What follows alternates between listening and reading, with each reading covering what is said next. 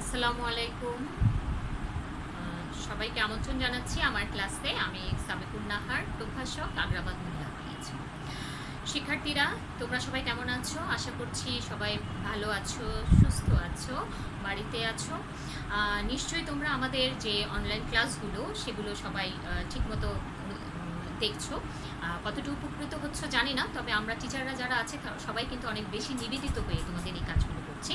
এখন তোমাদের পর্ব হচ্ছে তোমরা কতটুকু ভালোভাবে সেগুলো গ্রহণ করবে, তাহলে ওখানেই আমাদের সার্থকতা হবে। শিক্ষার্থীরা, আজকে আমাদের বিষয় হচ্ছে ব্যবসা সংগঠন ও ব্যবস্থাপনার দ্বিতীয় পত্র, সপ্তম অধ্যায় থেকে প্রেরণা বা মোটিভেশন নিয়ে আজকে আমাদের আলোচনা। এর আগে একটা ভিডিওতে আমরা এই চ্যাপ্টারটা নিয়ে শুরু করেছিলাম, সেখানে আমরা প্রেরণার সংজ্ঞা এবং প্রেরণার বৈশিষ্ট্য নিয়ে আলোচনা করেছি। আজকে আমরা যে দুটো বিষয় নিয়ে আলোচনা করব সেটা হচ্ছে, একটা হচ্ছে প্রেরণার চক্র এবং আরেকটা হচ্ছে প্রেরণা দানের উপায়। চলো শিক্ষার্থীরা, আমরা তাহলে আলোচনায় চলে যাই। প্রথমত আমরা যেটা নিয়ে আলোচনা করব সেটা হচ্ছে প্রেরণার চক্র। চলো আমরা বুঝি যে প্রেরণার চক্র বলতে কি বোঝায়। চক্র বলতে আমরা বুঝি যে যা কিছু ধারাবাহিকভাবে আবর্তিত হয় এমন কিছুকেই আমরা চক্র বলি। তাহলে প্রেরণা প্রদানের ক্ষেত্রে প্রথম যে উপাদান, আমরা জানি যে প্রেরণার মূল কেন্দ্রবিন্দু হচ্ছে কিন্তু মানুষ, এবং মানুষের মনটাকে আমার বুঝতে হবে এবং মনের উপর ভিত্তি করে আমাকে মানুষের অভাবটাকে চিহ্নিত করতে হবে। কারণ মানুষের অভাববোধ থেকেই কিন্তু মূলত প্রেরণার সৃষ্টি হয়েছে, এর আগে কিন্তু আমরা পড়েছি। তাহলে এই মূল উপাদান প্রেরণা প্রদানের ক্ষেত্রে কিংবা প্রেরণা চক্রের আমাদের মূল উপাদান হিসেবে আমরা চিহ্নিত করছি অভাব বা চাহিদাকে। ব্যক্তির মাঝে যখন অভাব থাকবে তখন সেটা যদি পূরণ করা হয় তাহলেই কিন্তু তাকে প্রেষিত করা সম্ভব হবে। আমি যদি অভাবটাকে ইন্ডিকেট করতে না পারি, অভাবে চিহ্নিত করতে না পারি, সেক্ষেত্রে কিন্তু কোনো প্রেরণা কিন্তু কার্যকর হবে না। তাহলে প্রেরণার ক্ষেত্রে অভাব বা চাহিদাটা অনেক গুরুত্বপূর্ণ এবং প্রথম উপাদান। প্রেরণার ক্ষেত্রে প্রেরণা চক্রে প্রথম উপাদান হচ্ছে তাহলে অভাব বা ব্যক্তির চাহিদা। এই চাহিদা বা অভাব বলতে অপূর্ণতাকে বোঝায়, কোনো একটা বিশেষ ক্ষেত্রে তার ব্যক্তি কর্মীর যে অপূর্ণতা সেটাকে বোঝাচ্ছে। এই অপূর্ণতা কিন্তু কর্মীর মাঝে একটি অস্থিরতার জন্ম দেয়, উদ্বিগ্নতার সৃষ্টি করে, যেটা তাকে তাড়িত করে বেড়ায়। তাহলে আমরা দেখছি দ্বিতীয় পর্যায়ে এই অভাব থেকেই তাড়নার সৃষ্টি হয়। তাহলে যে ব্যক্তির কোনো অভাব বা চাহিদা থাকবে সেটা না পাওয়ার ক্ষেত্রে তার মধ্যে একটা অস্থিরতা বা উদ্বিগ্নতার সৃষ্টি হবে, যেটা তাকে তাড়িত করে বেড়াবে। এই তাড়নার মাধ্যমেই কিন্তু সে চাইবে যে তার লক্ষ্যের দিকে পৌঁছতে, কিংবা লক্ষ্য যে অভাবটা আছে সেটা পূরণের দিকে সে এগিয়ে যেতে চেষ্টা করবে। এবং এই ক্ষেত্রে যে আমরা একটা জিনিস বলতে পারি যে একটি ব্যক্তি যখন তার ব্যক্তিগত লক্ষ্য অর্জনে সচেষ্ট হবে, সেক্ষেত্রে কিন্তু প্রতিষ্ঠানও কিন্তু সামগ্রিকভাবে প্রতিষ্ঠানও কিন্তু তার লক্ষ্যের দিকে এগিয়ে যাওয়া, লক্ষ্য পূরণে কিন্তু সচেষ্ট হবে। এক্ষেত্রে প্রতিষ্ঠান চাইবে কর্মীর অভাবটাকে চিহ্নিত করে তাকে উপযুক্ত একটি প্রেরণা প্রদান করা, যেটার মাধ্যমে বলছি যে এই তাড়না কিন্তু তাকে লক্ষ্যের দিকে ধাবিত করবে। তাহলে এই লক্ষ্যের দিকে ধাবিত হওয়া, তৃতীয় পর্যায়ে আমরা যেটা পাচ্ছি সেটা হচ্ছে লক্ষ্যের দিকে ধাবিত হওয়া। এবং এই লক্ষ্যের দিকে ধাবিত হওয়ার পরেই কিন্তু প্রতিষ্ঠান উপযুক্ত একটি প্রেরণা যখন প্রদান করবে, কিংবা কর্মী যখন একটি উপযুক্ত প্রেরণা পাবে, সেক্ষেত্রে কিন্তু তার মধ্যে একটি কর্মসন্তুষ্টি চলে আসবে, যেটাকে আমরা বলছি কর্মসন্তুষ্টি। কারণ হচ্ছে কর্মসন্তুষ্টি হচ্ছে যে অভাব পূরণের একটি পূর্ণতা, তৃপ্তি, যেটাকে বলা হচ্ছে কর্মসন্তুষ্টি। তাহলে কখন ব্যক্তির অভাব থাকবে, এই অভাব তাকে তাড়িত করে বেড়াবে, এই তাড়না থেকে সে লক্ষ্যের দিকে ধাবিত হবে। প্রতিষ্ঠানও চাইবে তার লক্ষ্যের দিকে ধাবিত হওয়া, যার কারণে সে চাইবে উপযুক্ত একটি প্রেরণা প্রদান করা, কর্মীর যে অভাব সেটাকে চিহ্নিত করে একটি উপযুক্ত প্রেরণা প্রদান করা। তাহলে এই লক্ষ্যের দিকে ধাবিত হওয়ার ক্ষেত্রে উপযুক্ত প্রেরণা প্রদান করার মাধ্যমে কর্মীর মাঝে কর্মসন্তুষ্টি আসবে।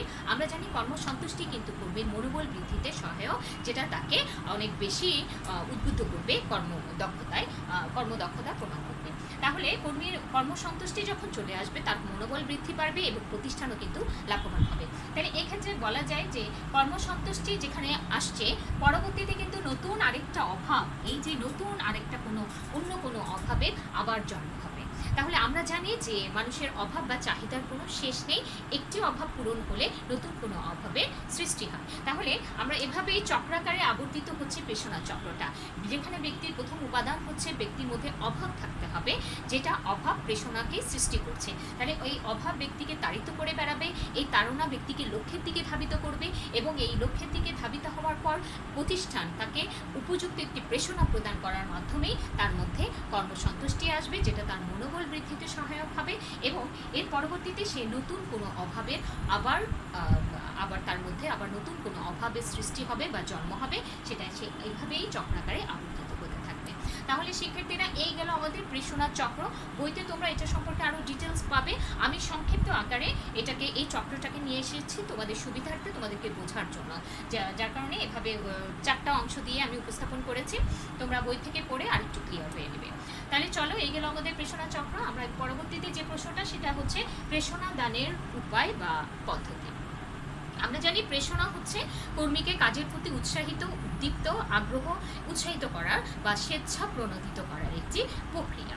তাহলে বর্তমান যুগে কিন্তু যে কোনো প্রতিষ্ঠান এই প্রতিযোগিতামূলক বাজারে টিকে থাকার জন্য অথবা যোগ্য একটা কর্মীকে ধরে রাখার জন্য এই প্রেষণাকে অনেক বেশি ব্যবহার করছে, যার কারণে ইতিবাচক এবং নেতিবাচক দুটো দিক থেকে কিন্তু এই উপায়গুলো আছে।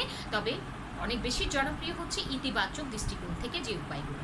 আজকে আমরা যেটা আলোচনা করব সেটা হচ্ছে ইতিবাচক দৃষ্টিকোণ থেকে প্রেষণা দানের উপায়গুলো কি কি। আমরা দুটো উপায় পাই, একটা হচ্ছে আর্থিক উপায় আছে, আরেকটা হচ্ছে অনার্থিক উপায় আছে। শিক্ষার্থীরা, তোমাদের সুবিধার্থে, আমার বলার সুবিধার্থে এবং তোমাদের সুবিধার্থে আমি এখানে উপস্থাপন করে রেখেছি। কতটুকু দেখতে পাচ্ছ আমি জানি না, তবে আমি এক এক করে বলে যাচ্ছি, সেটা তোমরা রিসিভ করার চেষ্টা করো। প্রথমত আমি যেটা লিখেছি সেটা হচ্ছে ন্যায্য বেতন। ন্যায্য বেতন বলতে বেতন হচ্ছে মাস শেষে প্রতিষ্ঠান তার বেতন কাঠামোর আলোকে কর্মীকে যে নির্দিষ্ট পরিমাণ অর্থ প্রদান করে, যেটাকে আমরা পারিশ্রমিক বা মজুরি ইত্যাদি বলে থাকি। তাহলে একজন কর্মী যখন তার প্রতিষ্ঠানে কর্মরত অবস্থায় ন্যায্য বেতন পাবে না, হ্যাঁ, তার বেতনটা যদি তার অন্যায্য মনে হয়, সেক্ষেত্রে কিন্তু সে তার কর্মোদ্দীপনা কিংবা আগ্রহ কোনোটাই কিন্তু সে পাবে না, সে কাজের ক্ষেত্রে কিন্তু নিরুৎসাহিত থাকবে। তাহলে তাকে স্বেচ্ছাপ্রণোদিত করা, প্রেষণার কিন্তু উদ্দেশ্য হচ্ছে কর্মীর কাছ থেকে স্বেচ্ছাপ্রণোদিত হয়ে তাদের কাজটা আদায় করে নেওয়া। তাহলে এক্ষেত্রে কর্মীকে স্বেচ্ছাপ্রণোদিত করার ক্ষেত্রে কিংবা উৎসাহিত করার ক্ষেত্রে কিন্তু এই ন্যায্য বেতনটা কিন্তু বর্তমান যুগে অনেক গুরুত্বপূর্ণ একটি আর্থিক উপায়। কারণ আমরা আর্থিক উপায় কোনগুলোকে বলছি, যা কিছু অর্থের সাথে সংশ্লিষ্ট এমন প্রণোদনাগুলোকেই আমরা আর্থিক উপায় বলছি। তাহলে ন্যায্য বেতন এটাও কিন্তু অর্থের সাথে সংশ্লিষ্ট, এটাকে এই জন্য বলা হচ্ছে আর্থিক একটি উপায়। এর পরবর্তীতে আমরা আরেকটা যেটা পাচ্ছি সেটা হচ্ছে মুনাফার অংশ। শিক্ষার্থীরা, আমরা জানি যে মুনাফা হচ্ছে ক্রয় এবং ক্রয় বিক্রয়ের মাধ্যমে আমরা যে বর্ধিত অর্থটা আসে সেটাকে মূলত মুনাফা বলা হয়। এবং এটাও আমরা জানি যে মুনাফার অংশটা মূলত মালিক পক্ষেরই থাকে।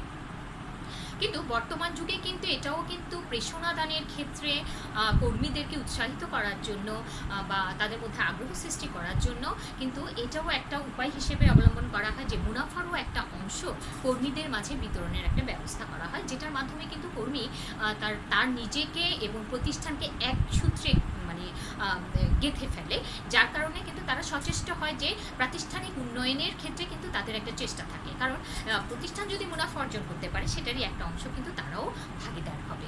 যার কারণে কিন্তু এটা কিন্তু বর্তমান যুগে অনেক গুরুত্বপূর্ণ একটি বিষয় যে মুনাফার অংশটা কর্মীকে প্রণোদিত করার ক্ষেত্রে খুব জনপ্রিয় একটি উপায়। কারণ আমরা দেখছি যে বৃহদায়তন কোম্পানিগুলো কিন্তু 5% মুনাফার অংশ তাদের শ্রমিক কর্মচারীদের মাঝে ভাগ করার একটা প্রচলন চালু করেছে।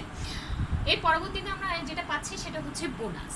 বোনাস বলতে কি বোঝায়? আমরা বোনাস বলতে বুঝি বেতনের অতিরিক্ত যে অর্থটা পাওয়া যায় সেটাকে বোনাস বলা হয়। তাহলে একজন কর্মী স্বাভাবিকই বেতনের বাইরে যা কিছু পাবে সেটার ক্ষেত্রে সে অনেক বেশি স্বাচ্ছন্দ্য বোধ করবে এবং তারা কর্মক্ষেত্রে অনেক বেশি উৎসাহিত থাকবে। বর্তমান যুগে কিন্তু এই বোনাসের ব্যবস্থাটাও কিন্তু তাকে প্রণোদিত করার বা স্বেচ্ছা প্রণোদিত উৎসাহিত করার একটি আর্থিক উপায়। এর পরবর্তীতে আমরা আরেকটা দেখছি যে অগ্রিমের ব্যবস্থা। অগ্রিম বলতে আমরা বুঝি যে ভবিষ্যতের কোনো কিছু আগেই সে ব্যবহার করা কিংবা ভোগ করার যে সুবিধা পাওয়া, সেটাকেই বলা হচ্ছে অগ্রিম। তাহলে শ্রমিক কর্মীরা যে কোনো সময় যে কোনো সমস্যায় পড়তে পারে, সেক্ষেত্রে তারা যদি এই অগ্রিমের মাধ্যমে তারা তাদের সমস্যা সমাধান করতে পারে, এ ধরনের একটা সুযোগ সুবিধা যদি প্রতিষ্ঠান তাদেরকে দেয়, সেক্ষেত্রে কিন্তু কর্মীরা অনেক বেশি স্বাচ্ছন্দ্য বোধ করবে এবং উৎসাহিত হবে প্রতিষ্ঠানে কাজ করার ক্ষেত্রে, যেটাকে আমরা আর্থিক উপায় হিসেবে গণ্য করতে পারি। এর পরবর্তীতে যেটা আছে তিনটাকে আমি একসাথে বলছি, বাসস্থান ভাতা, পরিবহন ভাতা এবং চিকিৎসা ভাতা। ভাতা কি? ভাতা হচ্ছে বেতনের বাইরে একটি নির্দিষ্ট পরিমাণ অর্থ কোনো বিশেষ ক্ষেত্রে যখন তাকে থোক হিসেবে থোক বরাদ্দ হিসেবে তাকে প্রদান করা হয় সেটাকেই আমরা ভাতা বলি। সেরকমই একটি হচ্ছে যে বাসস্থান ভাতা, যেটা দেওয়া হচ্ছে যে একজন কর্মী যেন তার পরিবার নিয়ে একসাথে থাকতে পারে, সেক্ষেত্রে সে যেন একটা বাসস্থান সুবিধা পায়, সেটার জন্য তার যে খরচ হবে সেই অর্থটা প্রতিষ্ঠান দিয়ে দিচ্ছে তাকে ভাতা স্বরূপ, যেটাকে বলা হচ্ছে বাসস্থান ভাতা। পরিবহন ভাতা, যেটা কর্মী তার কর্মক্ষেত্রে আসার ক্ষেত্রে তার যে ব্যয়টা হচ্ছে সেই ব্যয়টা লাঘব করে দেওয়ার জন্য তাকে পরিবহন ভাতা দেওয়া হচ্ছে। চিকিৎসা ভাতা, যে সুস্থভাবে যেন একজন কর্মী তার প্রতিষ্ঠানে কর্মরত থাকতে পারে, সেটার ক্ষেত্রে কিন্তু চিকিৎসার ক্ষেত্রে যে সুবিধাগুলো ব্যয় হয় সেটার ক্ষেত্রে তাকে একটা নির্দিষ্ট পরিমাণ যে থোক অর্থ প্রদান করছে সেটাকে বলা হয় চিকিৎসা ভাতা। তাহলে এই ভাতাগুলোও কিন্তু একজন কর্মীকে অনেক বেশি প্রণোদিত করছে প্রতিষ্ঠানে থাকার ক্ষেত্রে, কারণ একজন কর্মী বেতন সব প্রতিষ্ঠানেই কিন্তু পাচ্ছে। যেই প্রতিষ্ঠানগুলো এই ধরনের সুযোগ সুবিধাগুলো দিচ্ছে সেই প্রতিষ্ঠানে সে কাজ করার ক্ষেত্রে অনেক বেশি স্বাচ্ছন্দ্য বোধ করবে এবং অনেক বেশি আন্তরিকতার সাথে সে কাজ করবে, কারণ এই সুবিধাগুলো সে পাচ্ছে, যেগুলোকে আর্থিক উপায় হিসেবে চিহ্নিত করা যায়। এর পরবর্তীতে আরেকটা যেটা সেটা হচ্ছে পদোন্নতি। পদোন্নতি বলতে আমরা বুঝি যে মূলত তুলনামূলক যে পদে আছে তার চেয়ে উচ্চ পদে উন্নীত হওয়াকে পদোন্নতি বলা হয়। তাহলে এই পদোন্নতির ক্ষেত্রে কিন্তু একটা জিনিস লক্ষণীয়, সেটা হচ্ছে যে পদোন্নতির মাধ্যমে কিন্তু এক পদ থেকে উপরের পদে উন্নতি হওয়া হচ্ছে, যেটাকে আমরা অনার্থিক একটি প্রেষণা বলতে পারি। আর তার সাথে সাথে যেহেতু আমার বেতনটাও বৃদ্ধি পাচ্ছে সেটাকে কিন্তু আমি আর্থিক হিসেবে ধরতে পারি। তাহলে পদোন্নতিটা হচ্ছে অত্যন্ত গুরুত্বপূর্ণ একটি বিষয়, যেটাকে আমরা আর্থিক এবং অনার্থিক দুইভাবেই কিন্তু ইন্ডিকেট করতে পারি। এর পরবর্তীতে আরেকটা যেটা আছে আর্থিক নিরাপত্তা। আর্থিক নিরাপত্তা বলতে ভবিষ্যতের যে নিরাপত্তার অর্থের দিক থেকে যে নিরাপত্তা সেটাকে বোঝাচ্ছে। বর্তমান যুগে কিন্তু এটাও অনেক গুরুত্বপূর্ণ যে প্রতিষ্ঠানগুলো বিভিন্ন প্রভিডেন্ট ফান্ড, গ্র্যাচুইটি, পেনশন ইত্যাদির ব্যবস্থা করে কিন্তু কর্মীদেরকে ভবিষ্যতের একটা আর্থিক নিরাপত্তার ব্যবস্থা করে দিচ্ছে, যেটা আমরা জানি প্রত্যেক মাসে মাসে বেতন থেকে কিছু কেটে কেটে রেখে এই ফান্ডগুলো তৈরি করা হচ্ছে, যেটা তাকে ভবিষ্যতে অনেক বেশি সাপোর্ট দিবে। তাহলে এই জিনিসটাও কিন্তু তাকে আর্থিকভাবে অনেক বেশি নিশ্চয়তা দিচ্ছে এবং মানসিক প্রশান্তি দিচ্ছে এবং কর্মী কাজ করে অনেক বেশি স্বাচ্ছন্দ্য বোধ করছে। তাহলে এই মোটামুটি এগুলো ছিল আর্থিক কিছু উপায়, যেগুলো অর্থের সাথে সবগুলোই কিন্তু অর্থের সাথে সম্পৃক্ত। এটার বাইরেও শিক্ষার্থীরা আমরা আরও কিছু অনার্থিক উপায় নিয়ে এবার আলোচনা করব। অনার্থিক বলতে অর্থের সাথে সংশ্লিষ্ট নয় অথচ কর্মীকে প্রণোদিত করতে পারে এমন কিছু উপাদানকেই বলা হচ্ছে অনার্থিক উপায়। তাহলে চলো আমরা সেগুলো নিয়ে একটু আলোচনা করি। প্রথমত আমি যেটা পাচ্ছি সেটা হচ্ছে সুষ্ঠু একটা কর্মপরিবেশ।